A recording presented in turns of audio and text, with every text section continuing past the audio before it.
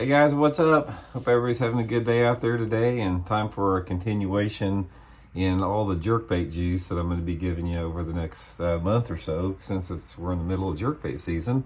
Got a lot to talk about, got a lot of tips to share with you guys. I think it's going to help you guys become better jerkbait anglers, catch a lot more fish doing it. Today what we're going to talk about is the situation and the times when you need to downsize your jerkbait to a smaller model. And jerkbaits, particularly the megabass models I use, they come in a lot of different shapes and sizes and profiles, and other companies too, the same thing. And there are certain times that certain ones are better than others. So I'm going to sort of give you guys some foundations with that.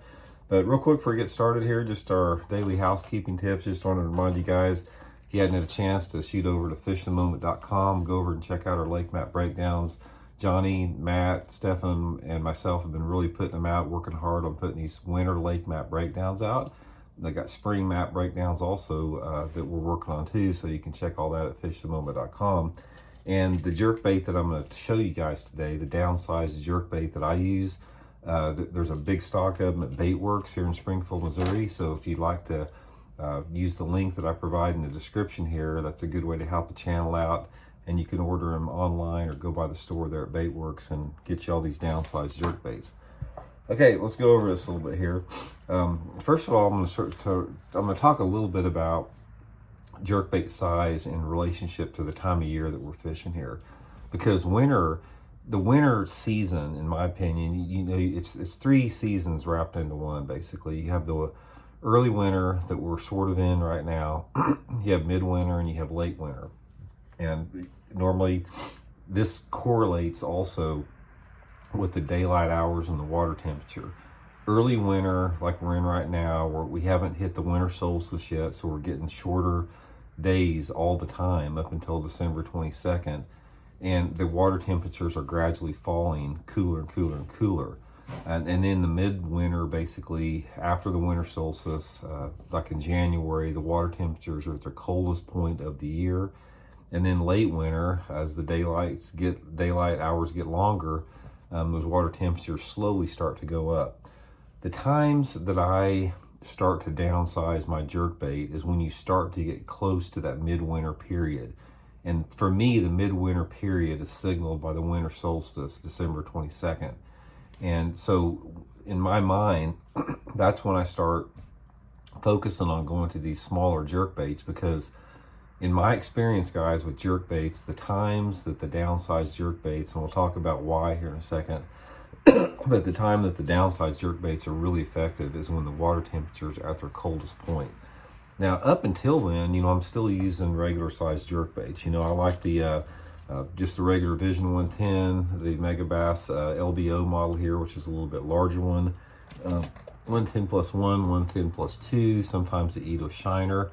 You'll find out when those water temperatures are in the 50s, whether it's falling down from the 50s like now, or whether it's rising into the 50s in the late winter, the larger jerkbaits will produce a little bit better. Once that water temperature starts to get down to its coldest point of the year, and this is relative to the part of the country that you live in. For example, if you fish Toledo Bend a lot, the lowest water temperatures you guys may see all year long may be in the low 50s. If you're fishing up in my part of the country, we have ice. It's very seldom that we have our lakes completely freeze over.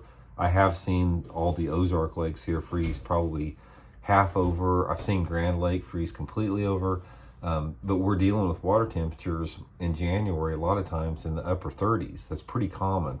I fished a lot in 36 to 38 degree water and caught fish doing it.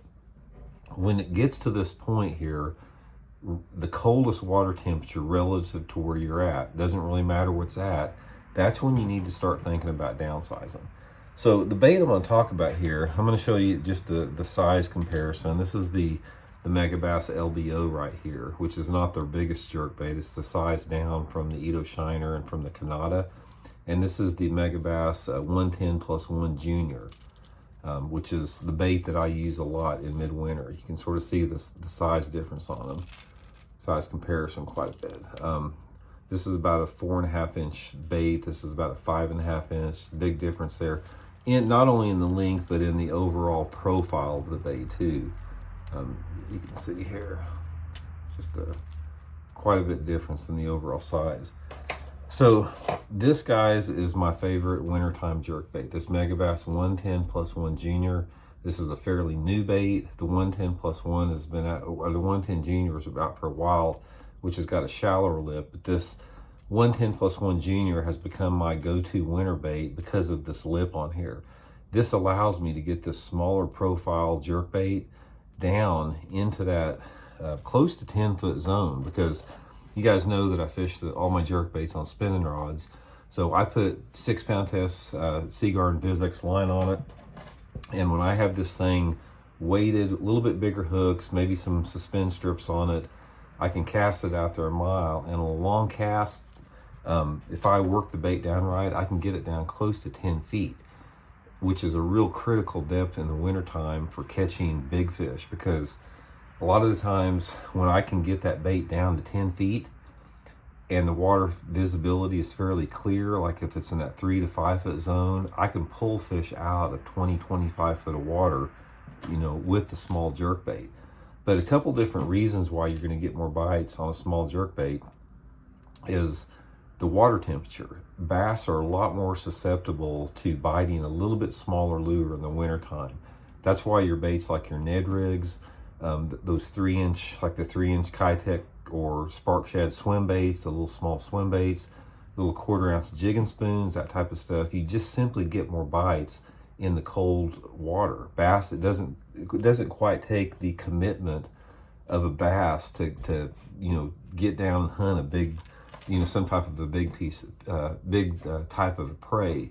Smaller baits will get you more bites, and they'll get you quality bites as well. Another reason I like to use it is in the winter time of the year.